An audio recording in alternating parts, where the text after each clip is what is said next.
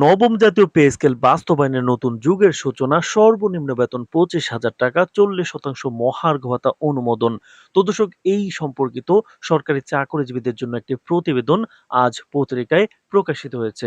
সম্পূর্ণ প্রতিবেদনটি না টেনে দেখুন। ভিডিওর শুরুতেই চ্যানেলটি সাবস্ক্রাইব করে রাখুন, পরবর্তীতে এই ধরনের গুরুত্বপূর্ণ আপডেটগুলো যাতে আপনার মিস না হয়ে যায়। তো দর্শক, বাংলাদেশের সরকারি চাকরিজীবীদের জন্য দীর্ঘ প্রতীক্ষার অবসান ঘটিয়ে সরকার আনুষ্ঠানিকভাবে ঘোষণা করেছে নবম জাতীয় পে স্কেল কার্যকর করার সিদ্ধান্ত। দেশের প্রায় 14 লক্ষ কর্মকর্তা কর্মচারীর জীবনযাত্রায় গুরুত্বপূর্ণ প্রভাব ফেলবে এই নতুন বেতন কাঠামো, যেখানে সর্বনিম্ন বেতন নির্ধারণ করা হয়েছে 25,000 টাকা এবং সর্বোচ্চ বেতন হবে 2 লাখ টাকার অধিক। তো দর্শক, অন্তর্বর্তীকালীন সরকারের এই যুগান্তকারী পদক্ষেপে শুধুমাত্র বেতন কাঠামো পরিবর্তনই নয়, বরং 40% মহার্ঘ ভাতার ঘোষণা করা হয়েছে, যা বর্তমান বাজার মূল্যস্ফীতি ও জীবনের ব্যয় বৃদ্ধির মুখে সরকারি কর্মচারীদের জন্য এক বিশাল স্বস্তির বাতিঘর। মহার্ঘ ভাতা নিয়ে আগের পরিকল্পনা থেকে সরে এসে সরকার এই প্রণোদনা চালুর সিদ্ধান্ত নিশ্চিত করেছে। তো দর্শক, সরকারের অভ্যন্তরীণ সূত্র বলছে আগামী বুধবার একটি গুরুত্বপূর্ণ বৈঠকে এই পে স্কেল কার্যকর করার আনুষ্ঠানিক তারিখ ঘোষণা করা হতে পারে। ঐতিহ্যগতভাবে সরকারি বেতন কাঠামোতে 20টি গ্রেড থাকলেও আধুনিক প্রশাসনিক চাহিদা ও বাস্তবতার সাথে খাপ খাইয়ে এবার সেটি কমিয়ে 12টি গ্রেডে নিয়ে আসার সিদ্ধান্ত নেওয়া হয়েছে। এতে প্রশাসনিক কাজকর্ম আরো সুশৃঙ্খল ও কার্যকর হবে বলে আশাবাদ ব্যক্ত করা হচ্ছে। তো দর্শক, ভিডিওটির এই মুহূর্ত পর্যন্ত যারা দেখছেন, অবশ্যই চ্যানেলটি সাবস্ক্রাইব করে রাখুন।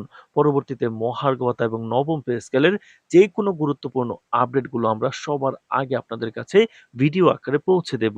তো দর্শক, অর্থ মন্ত্রণালয় ও জনপ্রশাসন মন্ত্রণালয়ের সিনিয়র সচিব ডক্টর মুখলেসুর রহমান জানিয়েছেন, নবম পে স্কেল বাস্তবায়নের সঙ্গে সঙ্গে মহার্ঘ ভাতাও কার্যকর করা হবে। বিশেষজ্ঞরা বলছেন, বিশেষ করে তৃতীয় ও চতুর্থ গ্রেডের কর্মচারীরা এই পরিবর্তনে সবচেয়ে বেশি উপকৃত হবেন, যাদের জন্য এটি দৈনন্দিন জীবনের অর্থনৈতিক বোঝা কমানোর এক বড় সুযোগ। তো দর্শক, সরকারি কর্মচারী ফেডারেশন ইতিমধ্যে এই ঘোষণাকে ইতিবাচক প্রক্রিয়া হিসেবে স্বাগত জানিয়েছে এবং প্রধান উপদেষ্টা ডক্টর ইউনূসের এই বাস্তব ভিত্তিক পদক্ষেপকে প্রশংসা করেছেন। তারা মনে করছে এটি একটি ঐতিহাসিক উদাহরণ, যেখানে শুধু কথা নয়, কার্যকর পদক্ষেপ নেওয়া হয়েছে। বেসরকারি খাতে সমান তালে বেতন বৃদ্ধির অভাব সামাজিক বৈষম্য সৃষ্টি করতে পারে, যা সমাধানের জন্য কঠোর নজরদারি ও পরিকল্পিত নীতিমালা প্রয়োজন। তো দর্শক, সরকারের অর্থনৈতিক উপদেষ্টা কমিটি আশ্বাস দিয়েছে যে এই পে স্কেল বাস্তবায়ন ধাপে ধাপে এবং পরিকল্পিতভাবে করা হবে, যাতে অর্থনৈতিক ভারসাম্য বজায় থাকে এবং দেশের সাধারণ মানুষের জীবনমান উন্নত হয়। তো দর্শক, ভিডিওটির এই মুহূর্ত পর্যন্ত যারা দেখছেন, অবশ্যই চ্যানেলটি সাবস্ক্রাইব করে রাখুন, পরবর্তীতে মহার্ঘ ভাতা এবং নবম পে স্কেলের সবশেষ আপডেট সবার আগে পেতে। তো দর্শক, সব মিলিয়ে নবম পে স্কেল কেবল একটি বেতন বৃদ্ধির ঘটনা নয়, এটি সরকারি চাকরিজীবীদের জন্য উন্নতির এক নতুন অধ্যায়ের সূচনা।